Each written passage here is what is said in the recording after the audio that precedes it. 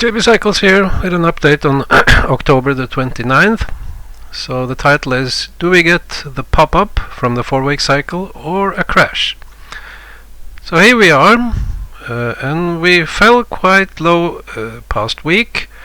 We kind of did what my scenarios indicated, although a bit more bearish.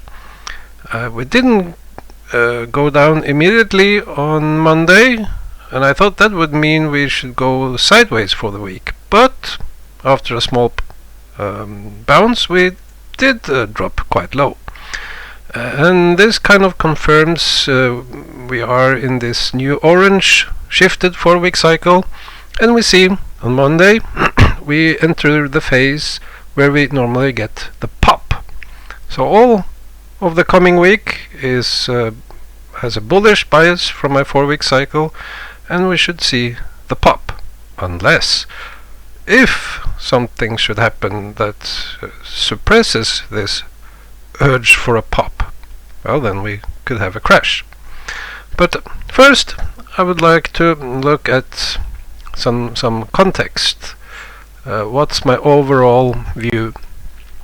Here, going back a couple of years, I said I was looking for a bear market that made a low, at least going down into around October 22.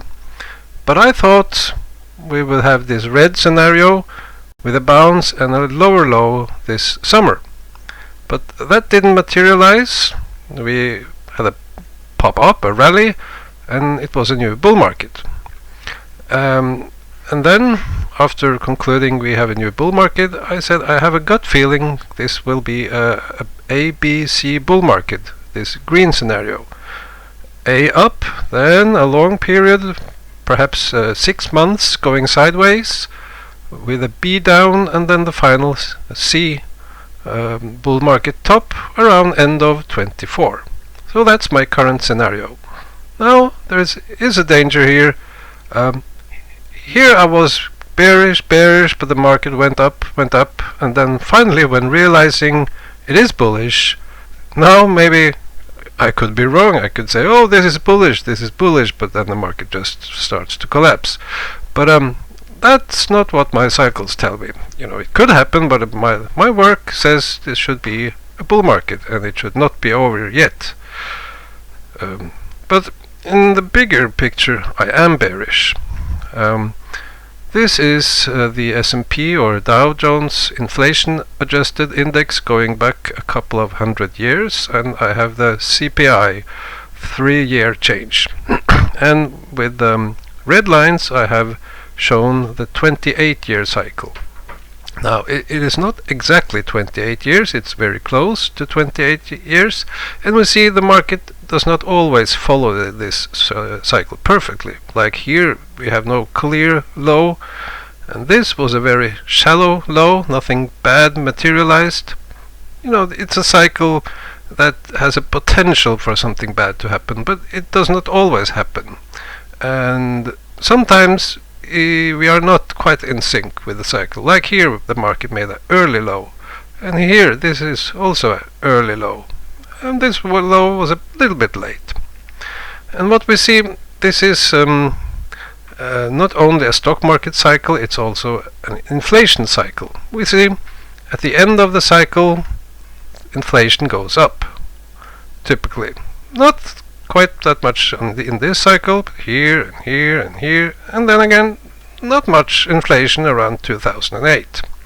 But I think this will be an inflation cycle, and these inflations are typically related to wars and unrest. So I think we will have a lot of political and unrest and wars for the coming 10 to 15 years. Also, where are we? I haven't updated this chart for a year or so, but we see we are around this point. That's analog to this. Here we had a late bullish top, but here we kind of topped out. Here we already had topped out. Here we topped out. Here we topped out a little bit later. Here a bit earlier. here a bit later, and so on. Also, you should notice that the stock market crash in the 1930s is not a cycle low in this cycle. It's a mid-cycle collapse. It's kind of something that should not have happened, but it did. So that's my overall view. We are in the topping phase of this 28-year cycle. We should see 10 to 15 years with sideways or bearish market. We should see inflation and wars. So this will probably be a bit long video, and maybe I have to split it up in 2 parts.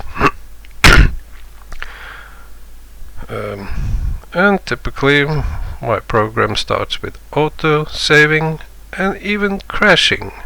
Well, I will continue in the next video.